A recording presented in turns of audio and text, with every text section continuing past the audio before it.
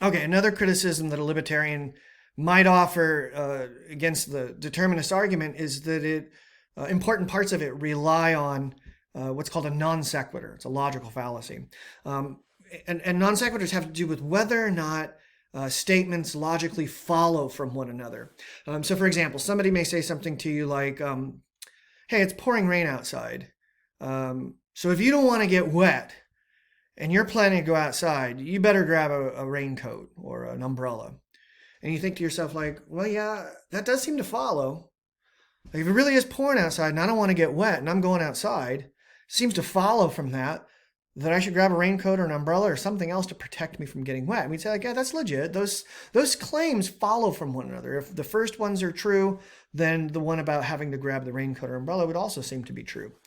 But people commit non sequiturs when they offer to us statements that don't necessarily follow from one another. So the most famous non sequitur, it gets abused all the time. If we can successfully put a person on the moon, then we should be able to do X, cure the common cold, end world hunger, some other great, seemingly unattainable accomplishment, right? The putting a person on the moon was such a giant accomplishment that nobody could have ever imagined. And because we accomplished it, we should also be able to accomplish other sort of seemingly unaccomplishable feats. But that's not necessarily the case, right? And you can sort of see hasty generalization here a little bit, where we'd say like, hey, putting somebody on the moon, yeah, really spectacular, cool, awesome, but it's really dissimilar from something like world hunger or poverty or whatever that it is. And it is similar, right? But with the non sequitur, we're saying, well, it's not just that these things are dissimilar, it's that one doesn't necessarily logically follow from the other. So I'm right now, you're going to be a part of the permanent cancellation of me from the internet forever, because I'm going to offer you another non sequitur that I've been hearing over the last, I don't know, 8 months, 9 months. And when I heard it, I heard a lot of people saying like, wait a minute, that's a non sequitur. And you can judge for yourself whether it is or isn't. Okay, here we go. You ready to witness my cancellation in real time? All right, COVID vaccines don't prevent getting or spreading COVID. True. But we need a vaccine mandate to prevent the unvaccinated from infecting the vaccinated. Huh. So people look at that and they say, wait a minute. I don't think it follows from the fact that the vaccine doesn't do these things that we should have a vaccine for this purpose. It doesn't seem to follow. There may be other reasons we need a vaccine mandate, but it doesn't seem to follow from this, the fact that COVID vaccines don't prevent the getting or spreading of COVID.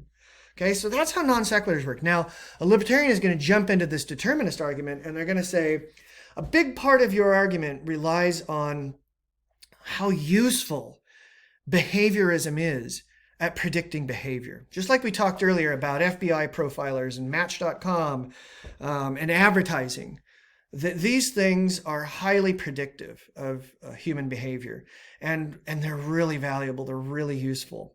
Think about how useful that predictive quality to human behavior is to advertisers.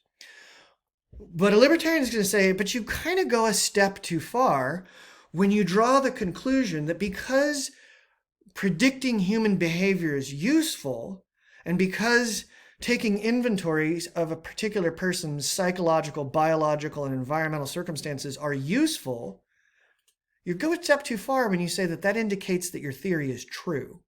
It doesn't necessarily follow that usefulness implies truth. There's lots of things that have been useful.